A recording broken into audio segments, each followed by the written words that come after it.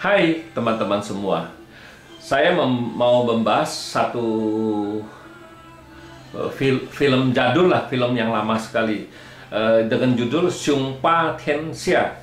Arti Xiong Pa Tian Xia itu dia istilahnya dia mau menguasain seluruh jagat istilahnya kan gitu.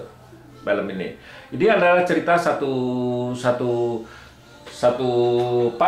perkumpulan lah kita bilang. Xiong Pa itu istilahnya dia ada satu perkumpulan ya, ketuanya itu kan ya ketuanya dia istilahnya dia kan istilahnya dia kan nguasain daerah-daerahnya banyak kan gitu istilahnya. Di suatu waktu dia kan tangkap satu pusat tuh ditangkap, jadi dia tanya pusat tuh, karena pusat ini kan pinter ngelamar, saya melamar yang sangat tepat kan, jadi dia tangkap, dia tanya dia.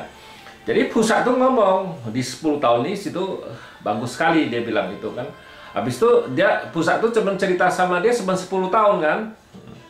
Tapi dengan waktunya berjalan sudah 10 tahun lewat, si Xiong Pa ini kan kebingungan. Apa kelanjutan saya ke 10 tahun ke bawah, ke selanjutnya? Ini kan 10 tahun sudah berlalu, dia bilang. Apa kelanjutan 10 tahun saya selanjutnya kan dia juga nggak tahu. Nah, dengan itu dia suatu hari dia tanya lagi, tangkap lagi si pusat ini, tanya si pusat. Otomatis si pusat itu kan oke, dia tangkap dia itu. Dia bilang ya istilahnya apa yang lu perbuat, yang situ perbuat, yang bisa juga itulah yang terjadi di 10 tahun kemudian, dia bilang gitu. Jadi istilahnya si Xiong Pa ini kan orangnya ngeyel, dia nggak percaya dengan istilahnya, dia nggak begitu percaya dengan ramalan dia. Jadi dia ketawa hahaha. Saya mana mungkin saya punya kekuatan kayak segini, saya harus bisa merubah nasib saya melawan takdir, istilahnya kayak gitu. Nah, sudah sampai di sini saya ceritanya kayak gitu. Nah, kenapa saya mau cerita judul film ini, dia ngomong kayak gitu? Karena saya tahu kebanyakan orang itu nggak mau dikatain dia jelek gitu, nggak mau, dia nggak bisa terima kalau saya ngomong dia nggak bagus gitu. Kebanyakan dia antara percaya dengan enggak kan gitu kan. Nah, percaya apa enggak itu tapi kan itu adalah suatu kewajiban saya, karena dia cari saya harus kasih tahu dia yang jeleknya.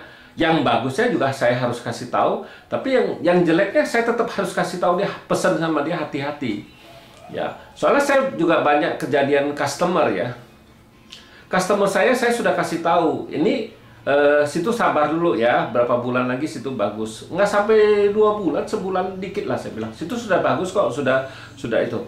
Nah, dia nggak percaya, dia ngelakuin. Saya bilang sabar, jangan situ melakukan sesuatu sebelum istilahnya lewatin dulu yang nggak bagus, tinggal sebulan lagi apa nggak sampai lah.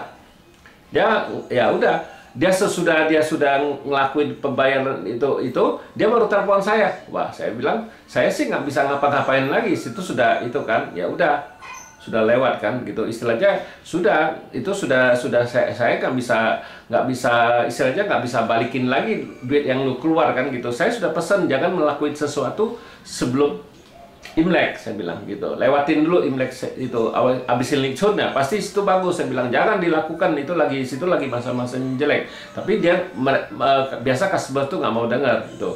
Ya udah, akhirnya kan dia rugi sendiri, cari saya lagi, tanya saya, telepon saya bilang saya nggak bisa ngapa-ngapain lagi, sudah uang sudah keluar, ya udah, saya bilang kan gitu, udah kayak gini. Ini baru-baru terjadi di tahun ini. Ada satu lagi teman, saya sudah kasih tahu dia hati-hati di tahun ini. Saya sudah tahu dia suka berjudi. Tahun ini nggak boleh berjudi, saya bilang, lo harus sabar, lewatin dulu tahun ini, lo baru boleh judi, saya bilang. Ya udah, sudah situ kan sudah lewat berapa bulan ya. Saya juga pikir ya udah, saya sudah cuma kasih tahu itu, namanya kita teman kan, kita teman satu kelas lagi. Dia sudah jadi bos ya, pasti ya keuangannya banyak kan, nggak masalah. Tapi ya sesudah lewat berapa bulan dia telepon saya lagi. Wah, bisa dikias nggak, dia bilang kan. Saya bilang kalau saya nggak mungkin bisa kias. Saya bilang kan saya sudah kasih tahu jangan berjudi di tahun ini, tapi situ tetap melakukan ya. mendingan uangnya kita jalan-jalan lebih enak, saya bilang, bukan sedikit uang itu, saya bilang gitu. Ya saya bilang saya nggak sanggup, nggak bisa saya ngerubah, oh dikias jadi bagus, nggak mungkin.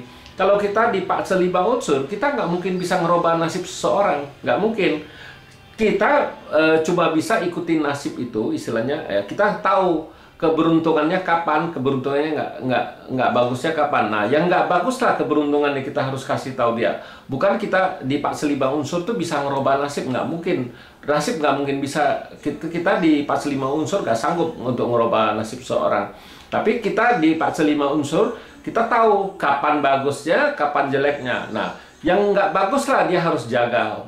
Kalau yang baik tetap saya kasih tahu, tapi nggak bagus tuh bisa datang, tapi kan kita juga harus berusaha. Bukannya berarti dia bagus, lu duduk di rumah nggak berusaha, ya tetap aja nggak bagus kalau situ nggak ada melakukan sesuatu. Dia tuh harus, waktu bagusnya situ harus berusaha, itu baru benar, saya bilang.